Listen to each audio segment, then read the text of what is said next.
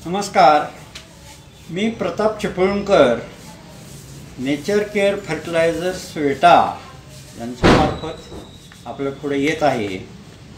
या चौथ्या भागामध्ये आपण सेंद्रिय पदार्थ जमिनीमध्येच कुजले पाहिजेत असं मी यापूर्वी सांगितलं। जमिनीत कुजले पाहिजेत आणि जितका दीर्घकाळ ते पदार्थ कुजत राहतील तितका जास्त चांगलं पिकाच्या दृष्टीनं, जमिनीच्या दृष्टीनं चांगलं। आणि जमिनीच्या बाहेर कुजवणं हे चूक आहे, जमिनीतच कुजवलं पाहिजे असं यापूर्वी मी सांगितलं। आता अनेक शेतकऱ्यांच्या मनामध्ये प्रश्न निर्माण होईल की बाहेर जर चांगलं कुजवून आपल्याला खत टाकता येते तर ते जमिनीमध्ये कसं काय कुजवणं शक्य आहे। जमिनीमध्ये कुजवलं पाहिजे हे ज्यावेळेला शास्त्र सांगतं त्यावेळेला हे नेमकं कसं कुजवलं पाहिजे किंवा या कुजण्याचा नेमका जमिनीला काय फायदा होतो, पिकाला काय फायदा होतो, अशा दृष्टिकोनातून या कुजण्याच्या क्रियेकडे मी जेव्हा पाहायला लागलो आणि सगळा त्याचा अभ्यास केला त्यावेळेला असं लक्षात आलं की शेतीमध्ये अनेक गोष्टींची आज चर्चा होती की कुठली जात चांगली, कुठलं खत चांगलं, कुठली औषधं चांगली, कुठल्या पिकावर कुठल्या रोगराया पडतात आणि सर्वात हेच विषय सर्वांना महत्त्वाचे वाटतात। आता माझ्या दृष्टीनं आणखी एक सर्वात महत्त्वाचा विषय जो आपण आजपर्यंत काही चर्चा केली नाही, सेंद्रिय पदार्थ कुजणे, ह्या कुजण्याचा प्रक्रिया जी आहे ही शेतीतला एक अत्यंत महत्त्वाची प्रक्रिया आहे आणि ह्याच्यावर आजपर्यंत शेतकऱ्यांमध्ये फारशी कुठे चर्चा नाही। ह्या कुजण्याच्या क्रियेचा जर अभ्यास बारकाव्याने केला तर शेती करण्याच्या पद्धतीमध्ये आमूलाग्र फरक होऊ शकतो आणि याच्याविषयी मी आपल्याला माहिती सांगायचा प्रयत्न करतोय। कुजणाऱ्या पदार्थाचे आता ह्या कुजण्याच्या प्रक्रियेचा आपण एक एक मुद्द्याने अभ्यास करूया। कुजणारा पदार्थ जमिनीत टाकल्यानंतर त्याची कुजण्याची क्रिया चालू होती। या कुजण्याच्या कुजणाऱ्या पदार्थाचे 3 प्रकार आहेत: लवकर कुजणारा पदार्थ, मध्यम मुदतीनं कुजणारा पदार्थ आणि दीर्घ मुदतीनं कुजणारा पदार्थ। आता हे असे प्रकार काढल्यानंतर लवकर कुजणारा पदार्थ कमी वेळात कुजतो, मध्यम मुदतीनं कुजणाऱ्या पदार्थाला काही महिने लागतात आणि दीर्घ मुदतीनं कुजणाऱ्या पदार्थाला काही वर्षही तो कुजत राहतो, कित्येक महिने कुजत राहतो। आता जो पदार्थ हलका आहे तो लवकर कुजतो, पिकाची पानं, हिरवी पानं किंवा शेंड्याची पानं ही पहिल्या गटात येतील। हिरवे शेंडे किंवा खोडाचा भाग हा मध्यम मुदतीनं कुजणाऱ्या पदार्थामध्ये मोडेल, मध्यम मुदतीनं कुजणाऱ्या पदार्थाला काही महिने किंवा काही आठवडे कुजायला लागतील आणि दीर्घ मुदतीनं कुजणारा जो पदार्थ आहे ह्याला काही महिन्यापासून काही वर्षापर्यंत सुद्धा कालावधी लागेल। आता ही सगळ्या फरक आपल्या लक्षात येण्यापाठीमागे असा उद्देश आहे की जितका पदार्थ लवकर कुजेल तितकं ते कुजून तयार झालेलं खत लवकर संपून जातं, जितका कुजायला पदार्थ जास्त वेळ लागेल तितकं ते जमिनीत जास्त काळ टिकून राहतं। आता मागच्या भागामध्ये मी असं सांगितलं की जमिनीत 2 प्रकारचे सेंद्रिय कर्ब आहेत, एक टिकून राहणारा सेंद्रिय कर्ब आहे, एक संपून जाणारा सेंद्रिय कर्ब आहे। तुम्ही तयार केल्यानंतर तो सेंद्रिय कर्ब एक पिकाच्या अखेरला संपून जाणारा जो आहे तो संपून जाणारा आपण म्हणूया। साधारणपणे शेणखत किंवा कंपोस्ट आजपर्यंत जे आपण टाकत आलो तो संपून जाणारा सेंद्रिय कर्ब आहे। एक 4 महिन्याच्या पिकाच्या अखेरला त्यातला काहीच भाग शिल्लक राहिलेला नसतो। हा सगळा हलक्या दर्जाचा पदार्थ असल्यामुळे परत पुढच्या पिकाला आपल्याला परत टाकावं लागतं। याच्याच जोडीला जर आपण जमिनी खालच्या भागाचं खत करायला लागलो तर जमिनीत काही प्रमाणात टिकून राहणारा सेंद्रिय कर्ब मिळतो। दैनंदिन वापरासाठी हा संपून जाणारा सेंद्रिय कर्ब आणि जमिनीची सुपीकता कायम टिकवून ठेवण्यासाठी हा टिकून राहणारा सेंद्रिय कर्ब। टिकून राहणारा सेंद्रिय कर्ब हा कुजायला जड असणाऱ्या पदार्थातून आपल्याला मिळतो। आता हे फक्त सेंद्रिय कर्ब कुठल्या प्रकारचा मिळतो हे तर हे शास्त्र थांबत नाही. याच्यापेक्षा याच्यामध्ये पुढं बऱ्याच गोष्टी आहेत.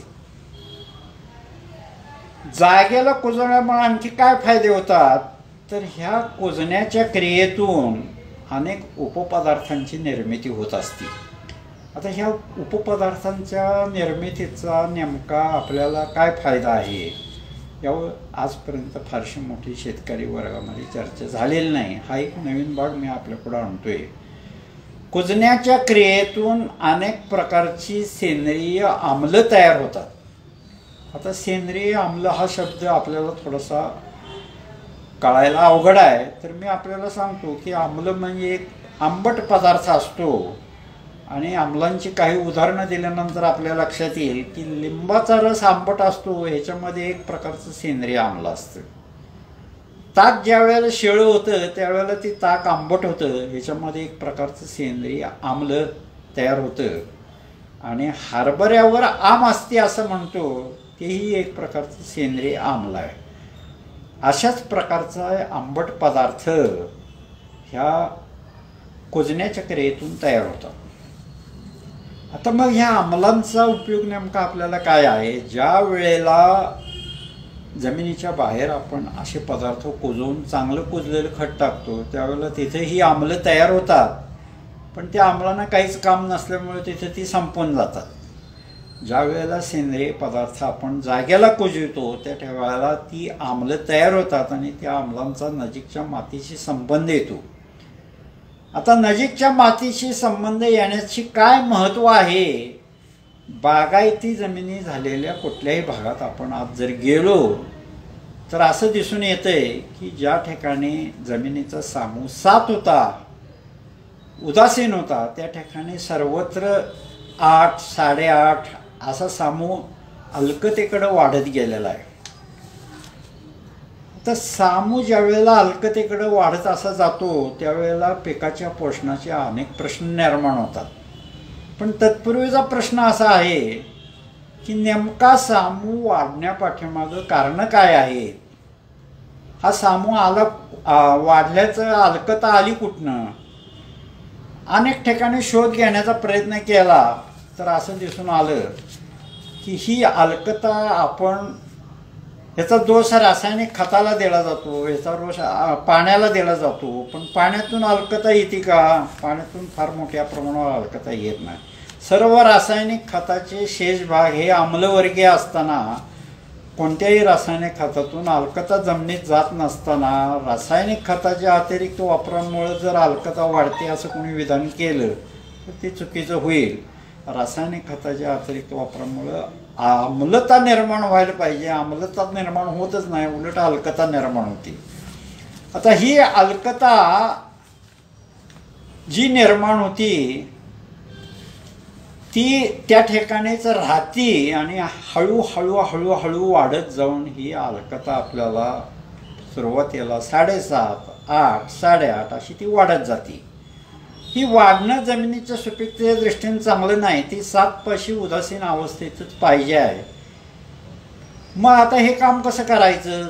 ती 7 पाशी कशी आणायची. तर हे तुम्ही ज्यावेळेला जागेला पदार्थ कुजवता त्यावेळेला तयार होणारी जी सेंद्रिय आम्लं आहेत ही आम्लं आणि ही अल्कता यांचा संयोग होतो आणि ती अल्कता मारली जाते आणि पीक जमीन परत उदासीन होते आणि मग उदासीन जमिनीमध्ये पिकाचं पोषण सर्वात जास्त चांगलं होतं. आता कर्बचक्र जे जमिनीमध्ये म्हणतात की कर्बचक्र पूर्ण व्हायला पाहिजे. जमिनीच्या बाहेर ज्या वेळेला तुम्ही कुजण्याची क्रिया करता त्यावेळेला कर्बचक्र जमिनीच्या बाहेर जातं आणि त्याच्यामुळे ही आम्लं त्या ठिकाणी जी तयार होतात त्या ठिकाणी त्यांना काही काम नसल्यामुळे ती तयार होतात आणि संपून जातात. ही जर जमिनीत कुजवण्याची प्रक्रिया केली तर त्या ठिकाणी पीक वाढणे आणि त्याच्यातून निर्माण झालेली अल्कता हे पिकाचे शेष भाग कुजण्यातून जे आम्ल निर्माण होतात हे दोघांचा संयोग होतो आणि जमिनीचं शुद्धीकरण होतं. आता शुद्धीकरण झाल्यानंतर अशा जमिनीमध्ये तुम्ही कुठलंही पीक घेतले तर ते अत्यंत चांगल्या दर्जाचं होतं. याच्यावर आपण पुढल्या भागामध्ये सविस्तर चर्चा करणार आहोत. आता जशी आम्ल तयार होतात तसाच आणखी एक उपपदार्थ ह्या कुजण्याच्या क्रियेतून तयार होतो आणि त्याचं नाव आहे एक डिंकासारखा पॉलिसॅकराइड नावाचा पदार्थ त्या ठिकाणी तयार होत असतो. आता ह्या पदार्थाचा नेमका आपल्या सुपीकतेच्या दृष्टीनं काय फायदा आहे किंवा जमिनीच्या आरोग्याच्या दृष्टीनं काय फायदा आहे असा विचार केला तर हे जे काही डिंकासारखे पदार्थ आहेत हे मातीचे लहान लहान अनेक कण एकत्र आणून त्या कणाचं एक मोठा दाणा तयार करतात त्या डिंकासारख्या पदार्थामुळे आणि ह्याला जमिनीची कणरचना असं शास्त्रीय भाषेमध्ये म्हटलं जातं. बऱ्याच वेळेला असे म्हणतं की जमिनीची कणरचना बिघडली, जमिनीची कणरचना सतत बिघडत जाते आहे, आपण मशागत करतो, पिकं घेतो, पण मग जमिनीची कणरचना सुधारण्याची मार्ग काय आहे तर कुजण्याच्या प्रक्रियेतून जी आम्लं तयार होतात, जी पॉलिसॅकराइड म्हणून डिंकासारखा पदार्थ तयार होतो, त्या डिंकासारख्या पदार्थातून मातीचे कण एकत्र येऊन मातीचं दाणेदार स्वरूपामध्ये रूपांतर करण्याचं काम हे पॉलिसॅकराइड म्हणून डिंकासारखे पदार्थ करतात आणि हे दाणेदार स्वरूपाचं रूपांतरच ह्यालाच कणरचना म्हणतात. आणि या कणरचनेचा मग आपल्याला फायदा काय हा इथे विचार करणं गरजेचं आहे. आता मी आपल्याला इथे एक उदाहरण देतो ते असं की एका चाळणी घ्या आणि त्या चाळणीमध्ये तुम्ही जोंधळे घाला, वरनं पाणी ओतत राहा, जोंधळ्यामधून ते पाणी त्या चाळणीतनं खाली सतत पडत राहील, तुम्ही वरनं जितकं ओताल तेवढं खाली निघून जाईल. आता त्या जोंधळ्याचं पीठ तयार करा आणि ते पीठ चाळणीत भरा आणि मग आपण त्याच्यावर पाणी ओतत राहिलो तर पहिला थर भिजल्यानंतर ते जे आता पुढचं पाणी आहे ते त्या चाळणीवरनं उलटून बाहेर पडेल पण खाली एक थेंब जाणार नाही. जमिनीमध्ये असंच आहे की जमिनीची दाणेदार रचना ज्यावेळेला होती त्यावेळेला वरनं पडलेलं पाणी गरजेपुरतं जमिनीत धरलं जातं आणि अतिरिक्त पाणी जमिनीच्या बाहेर निघून जातं. ह्या गुणधर्माला जमिनीची निचरा शक्ती असं नाव आहे. निचरा शक्ती ही कशासाठी महत्त्वाची आहे तर जमिनीला वापसा, आपण अतिरिक्त पाणी पुरवठा ओलितातून केला किंवा कमी काळामध्ये जास्त पाऊस लागला आणि जमिनीमध्ये पाणी उभारलं तर कमीत कमी वेळामध्ये अतिरिक्त पाणी निचरून जाऊन जमिनीला जितका जलद वापसा येईल तेवढी जमीन पिकासाठी चांगली किंवा त्या पिकासाठी अनुकूल. कोणत्याही अडाणी शेतकऱ्याला विचारलं तर पाणी धरून राहणारी जमीन चांगली किंवा वापसा येणारी जमीन चांगली तर तो वापसा येणारी जमीन चांगली असं लगेच एक सेकंदात सांगेल. वापसा येणारी जमीन का चांगली तर वापसा येणाऱ्या जमिनीमध्ये हवा आणि पाणी यांचं संतुलन योग्य प्रमाणात असतं आणि हे संतुलन योग्य प्रमाणात राहिलं तरच पीक चांगलं येतं. चिबडी जमिनीमध्ये कधी पीक चांगलं येत नाही. ह्याला कारण त्याच्यामध्ये हवा कमी असते आणि हवा कमी असण्याशी काय नेमका संबंध आहे तर पीक वाढीविषयक जमिनीमध्ये जी जीवाणुसृष्टी आहे त्या जीवाणुसृष्टी ही हवेच्या सान्निध्यात काम करत असते. चिबडीमध्ये त्या जीवाणूंचं काम हवेच्या सान्निध्याअभावी व्यवस्थित होत नाही म्हणून चिबड्या जमिनीमध्ये पीक चांगलं येत नाही. तर हे हवा व्यवस्थापन व्यवस्थित होण्यासाठी ही कुजण्याची क्रिया तुम्ही जागेला केली आणि कुजायला जड असणारा पदार्थ कुजला आणि कुजायला हलका असणारा पदार्थ कुजला तर नेमका काय फरक आहे हाही आपण समजून घ्यायला पाहिजे. फक्त आपण हलका कुजायला पदार्थ असताना तो कुजवला तर जे कण तयार होतात ते पाणी दिल्यानंतर विरघळून जातात आणि कुजायला जड असणारा पदार्थ कुजवला तर जे कण तयार होतात ते कण आपला गोल आकार सोडत नाहीत, जोंधळ्यासारखे ते तसेच राहतात आणि मग ह्याला पाण्यात स्थिर आणि पाण्यात अस्थिर कणरचना असं शास्त्रीय भाषेमध्ये म्हणतात. शेतकऱ्याच्या दृष्टीनं पाण्यात स्थिर राहणारी कणरचना ही सगळ्यात चांगली आहे जमिनी सुपीकतेच्या दृष्टीनं. यासाठी कुजायला जड असणारे पदार्थ थेट जमिनीमध्ये कुजवले पाहिजेत आणि मग कुजायला जड असणारे पदार्थ मागच्या पिकाचे जमिनीखालचे अवशेष आणि चालू पिकातल्या 2 ओळीमध्ये युक्तीनं वाढलेल्या तणांचे अवशेष असं दोन्ही कुजवलं म्हणजे तुम्हाला ही पाण्यात स्थिर कणरचना मिळते आणि पाण्यात स्थिर कणरचना मिळाल्यामुळे तुमचं जमिनीची निचराशक्ती सुधारते. निचराशक्ती सुधारल्यामुळे हवा व्यवस्थापन, वापसा हे सगळं सुधारते, पिकाचं पोषण सुधारते आणि पिकाचं उत्पादन चांगलं मिळते. आता जागेला कुजवण्याचा आणखी एक फार मोठा फायदा जो असा आहे की ही आम्लं जी जमिनीमध्ये तयार होतात त्या आम्लामुळं जमिनीमध्ये अपविष्ट जे काही पदार्थ पीक वाढीमुळे तयार झालेले आहे हे सर्व अपविष्ट पदार्थांशी या आम्लांचा संयोग होतो आणि हे अपविष्ट पदार्थांचं विषारीपण सगळं संपवून टाकलं जातं. आता विषमुक्त पीक असा एक प्रकार आहे. हा विषमुक्त पीक जर आपल्याला तयार करायचं असेल तर हे जागेला आम्ल तयार करून ते एखादं कुठलंही पीक तयार करताना काही अपविष्ट पदार्थ आपोआप तयार होतात, ते ह्या आम्लांकडून संपवून टाकले जातात आणि जमिनीचं शुद्धीकरण होतं. आता या शुद्धीकरण झाल्यामुळं त्या जमिनीमध्ये कुठलंही पीक जे घेतलं जातं त्याचा दर्जा अत्यंत उत्तम असतो. आता दर्जा उत्तम असतो ह्याचा नेमका कसा संबंध आहे याचा विचार केला तर ह्या कुजण्याच्या क्रियेतून जमिनीचं शुद्धीकरण झाल्यानंतर त्या जमिनीमध्ये कुठलंही पीक चांगलं येतं. म्हणजे नेमकं काय होतं तर एखाद्या पिकाला एक भात पीक आपण जर उदाहरण घेतलं तर काही भाताच्या जातीला स्वाद, चव, सुगंध चांगला असतो. परंतु असं आहे की फक्त जातीला सुगंध असला म्हणजे कोणत्याही जमिनीमध्ये ते पीक घेतलं तर त्या उत्पादनाला सुगंध येईल असं नाही आहे.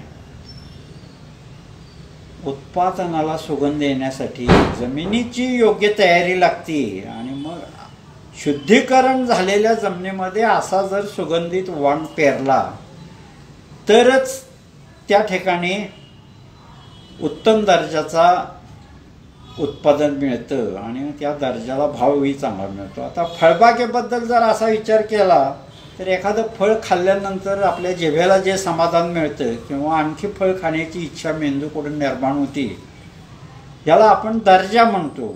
अनेक ज्येष्ठ लोकांचं म्हणणं असं आहे की आता पूर्वीसारखी फळाला चव लागत नाही, पूर्वीसारखी भाजीला चव लागत नाही, धान्याच्या भाकरीला चव लागत नाही. आता ही चव गेली कुठं तर वापरून जमिनीमध्ये जे अपविष्ट पदार्थ झाले त्याच्यामुळे त्याच्या उत्पादनाला चव येत नाही. तर ही चव जर परत येण्याची गरज असेल किंवा चांगला दर्जेदार पदार्थ तयार होऊन ही चव, स्वाद, सुगंध त्या पिकाला परत प्राप्त करून द्यायचा असेल तर ही कुजण्याची क्रिया जागेलाच केली पाहिजे.